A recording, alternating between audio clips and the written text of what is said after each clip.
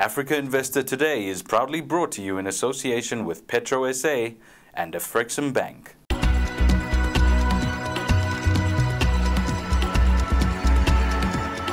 Hello and a warm welcome to Africa Investor Today with me, Zylan. We start our bulletin with news on politics and economy.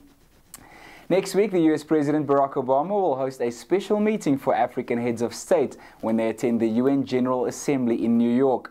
Obama will host a luncheon for presidents and prime ministers of sub-Saharan and African nations. Obama will be meeting with countries that have contributed to the largest number of police and troops to the UN peacekeeping operations around the world. Ivory Coast will miss a September 15 deadline to publish provisional voters' lists by about 2 weeks. Ivory Coast Election Commission would not comment on the deadline, but said over 95% of voter lists had been processed and that technicians needed some more time to complete their work and ensure voters' lists were complete. That's all for politics and economy. Join us after the break for news on companies and markets. Redefining energy means redefining life. At the Petroleum, Oil and Gas Corporation of South Africa, our commitment to greater innovation and greener fuels has made us pioneers in the field of gas-to-liquids technology. It has also earned us worldwide recognition for producing the cleanest fuels through environmentally friendly processes. That's how we've become the international leader in diesel technology.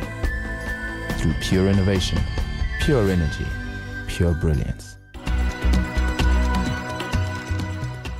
Companies and markets, banking group First Rand reported a 43% decline in attributable earnings for the year ended June 2009. The group said it believes that a tough operating environment will continue for the remainder of 2009 with a slow improvement from 2010 as lower interest rates and fiscal stimulus begin to have a positive impact. The level of private equity realizations that took place in the first half of the year to June 2009 is not expected to be repeated in the current financial year.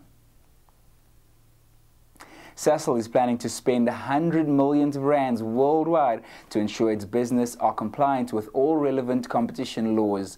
In one development, Sasol would spend 2.5 billion rand to add 280 megawatts of electricity capacity to allow it to generate 780 megawatts of its own power by 2012. At present, Sasol generates 500 megawatts of power, which equates to a third of its needs. The group is establishing a new energy division and aims to be a world leader in carbon capture and storage. In other news and markets, Zambia is seeking buyers for a 75% stake in Zambia Telecommunications. The government will retain 25% of telecommunications company, which it may later sell through an initial public offering on the Lusaka Stock Exchange. That's all for company and markets. Join us after the break. We will bring you the latest in banking and finance news. Afrexim Bank is Africa's leading trade finance bank, an organization dedicated to promoting African trade through credit, risk-bearing and advisory services. We pride ourselves on having local presence throughout the continent and are committed to extending our award-winning trade and project finance programs to unlock private sector development continent-wide. We invite you to become a part of our vision for a strong Africa in a changing world. If you trade within Africa, contact us to support you. In banking and finance news, when the Reserve Bank's Monetary Policy Committee meets next week, the outlook for inflation will be much better than it was at last month's meeting, which could provide scope for a further cut in the repo rate from the current 7%. But the money market is not optimistic.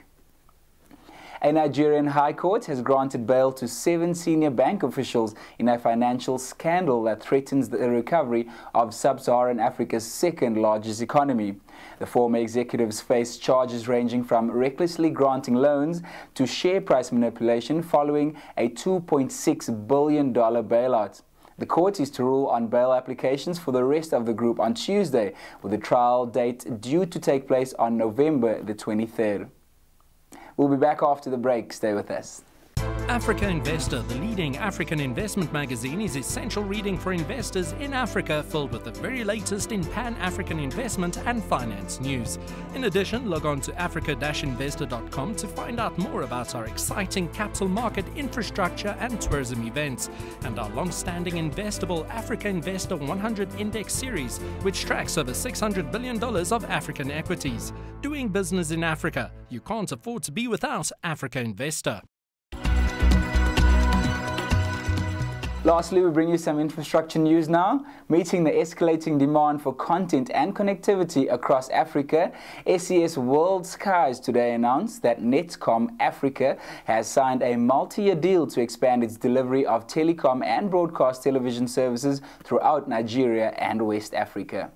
The provider of transmission and IP services using the aerial fiber optic transmission has expanded the network to cover the Republic of Benin and Togo.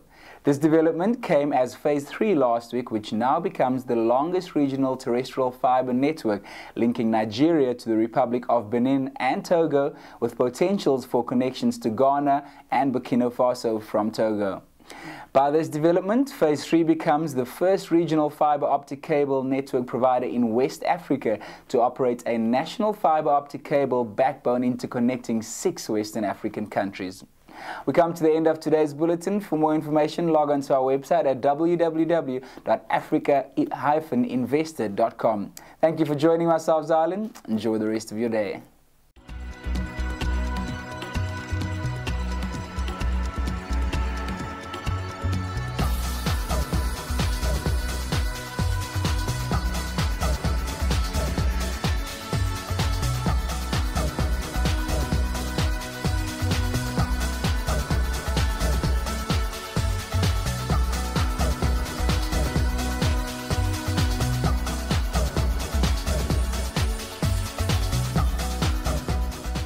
Africa Investor Today is proudly brought to you in association with Petro SA and Afrexim Bank.